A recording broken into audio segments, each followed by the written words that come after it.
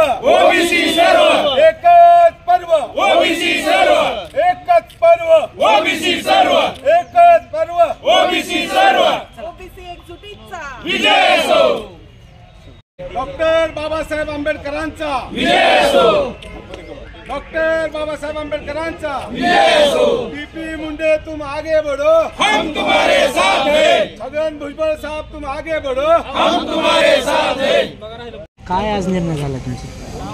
धाराशिव जिल्ह्यामध्ये खूप मोठ्या संख्येने आज आमचे ओबीसी समाज बांधव, VJNT, SC, ST सर्व समाज बांधव यांनी एकत्रित येऊन आज अशी मीटिंग आमची शासकीय विश्रामगृह इथे झालेली आहे।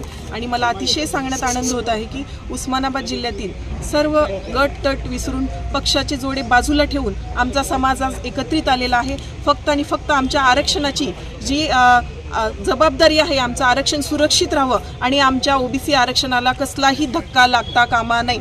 आमचा मराठा आरक्षणाला विरोध नाही आहे, पण आमची एकच ठाम भूमिका आहे की आमच्यामधून मराठ्यांना आरक्षण देण्यात येऊ नये, ही आमची कायमच भूमिका राहणार आहे। आणि जरांगे पाटील ज्या पद्धतीनं गैरसमज पसरवत आहेत, धनगर माळी धनगर आणि वंजारी हे NT मध्ये आहेत, त्यांना कसलाही धक्का लागणार नाही, हे साफ खोटं आहे। आम्ही केंद्रात ओबीसी मध्ये आहोत, नोकरीमध्ये ओबीसी मध्ये आहोत आणि आमचं राजकीय आरक्षण ओबीसी मध्ये आहे राज्यात आणि केंद्रात। मग आमच्या आरक्षणाला धक्का कसा लागणार नाही हा संतोष आमच्या समाजामध्ये निर्माण झालाय, हे आम्ही कदापिही सहन करणार नाही। आणि याचा एल्गार उस्मानाबाद जिल्ह्यातून आम्ही पुकारलेला आहे। जोपर्यंत आम्हाला न्याय मिळणार नाही, कारण विधिमंडळात पाहतोय आमच्यावर कुठेही आमदार खासदार बोलायला तयार नाही, फक्त आमचे नेते भुजबळ साहेबच बोलतायत। मग हा किती मोठा अन्याय प्रस्थापितांना। इथून पुढे प्रस्थापितांना घरचा रस्ता आम्ही उस्मानाबाद जिल्ह्यातूनच सुरुवात करणार आहोत। तुम्ही जरांगे पाटलांचे धन्यवाद मानले, काय नको जरांगे पाटलांचे धन्यवाद याच्यासाठी मानले की मराठा समाज पण आमचा भाऊच आहे, पण मराठा समाजाच्या जे नेते आहेत आता जरांगे पाटील त्यांनी आमचे डोळे उघडले। कारण आम्हाला आमचे आरक्षण 375 जे जाती आहेत त्यांना आणखी पण आरक्षणाचा लाभ भेटत नव्हता, त्यांना आरक्षण म्हणजे काय हेच माहिती नव्हतं।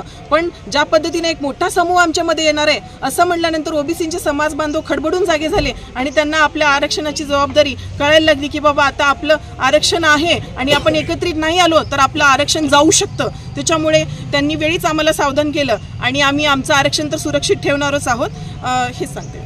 भुजबळांना जमलं नाही तर भुजबळांमुळेच आम्हाला ओबीसीचं आरक्षण मिळालेलं आहे। त्यामुळे भुजबळ साहेब हे फक्त महाराष्ट्रापुरते नाही तर देशाचे ओबीसीचे नेते आहेत। त्यामुळे भुजबळ साहेबांनी खूप आमच्यासाठी कष्ट घेतलेला आहे। ओबीसी समाज, SC, ST सर्व समाज, VJNT धनगर समाज हे कायम भुजबळ साहेबांच्या पाठीशी राहील आणि त्यांचे उपकार आम्ही कधीही विसरणार नाही।